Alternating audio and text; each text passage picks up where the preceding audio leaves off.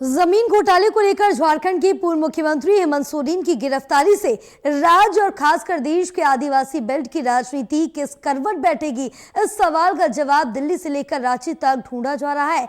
जवाब ढूंढने की दो मुख्य वजह यह भी है कि अब से कुछ महीने बाद 18वीं लोकसभा का चुनाव प्रस्तावित है, जिसमें आदिवासियों के लिए 47 सीट रिजर्व है। यह कुल सीटों का सिर्फ 9% है। शिबू और हेमंत सोरेन की गिनती देश के सबसे बड़े आदिवासी नेता के रूप में होती है। शिबू सोरेन को आदिवासी दिशोम गुरु यानी कि देश का गुरु भी कहते हैं। जानकारों का कहना है कि यही दो वजह हैं जिसके कारण हेमंत की गिरफ्तारी को विपक्ष ने आदिवासी अस्मिता से जोड़ दिया है, जबकि सत्ता पक्ष के बड़े नेताओं ने इस पर चुप्पी साध ली है। सोरेन परिवार से सबसे पहले शिबू सोरेन राजनीति में आए। शिबू सोरेन को झारखंड की राजनीति में दिशोम गुरु या गुरु जी भी कहते हैं। सोरेन ने राजनीतिक करियर की शुरुआत महाजनी प्रथा के खिलाफ आंदोलन करके की थी। उन्होंने जल, जंगल और जमीन का नारा दिया था, जो आदिवासियों का मूल स्लोगन है। साल 1975 में शिबू सोरेन पर हत्या का मुकदमा दाखिल किया गया था और इस वजह से सोरेन कई महीनों तक अंडरग्राउंड भी रहे। साल 1977 में शिबू सोरेन पहली बार लोकसभा चुनाव में उतरे, लेकिन उन्हें हार मिली। 1980 के चुनाव में सोरेन दुमका सीट से मैदान में उतरे और जीत हासिल कर संसद पहुंच गए। सोरेन इसके बाद झारखंड आंदोलन से जुड़ गए, जिसमें 2000 में जब झारखंड अलग हुआ तो उसमें शिबू सोरेन की भूमिका सबसे अहम थी। 2004 में शिबू सोरेन पहली बार झारखंड के मुख्यमंत्री बने, लेकिन बहुमत नहीं होने की वजह से जल्दी उन्हें कुर्सी छोड़नी पड़ी।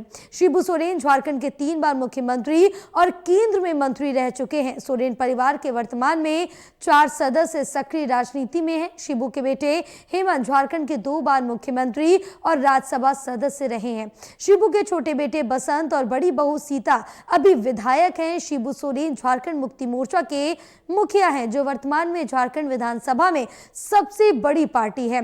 झामुमो का प्रभाव बंगाल, छत्तीसगढ़ और बिहार की आदिवासी सीटों पर भी है।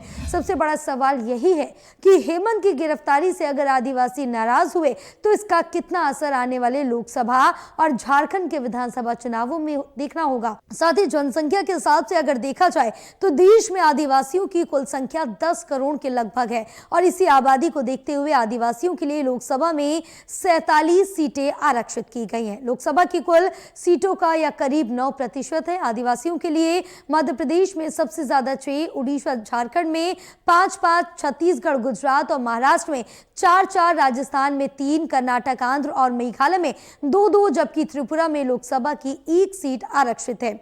आरक्षित सीटों के अलावा लोकसभा की करीब 15 सीटें ऐसी हैं जहां पर आदिवासी समुदाय की आबादी 10 से 20% के आसपास है, यानी कि इन सीटों पर संसद चुनने में भी आदिवासियों की अहम भूमिका होगी।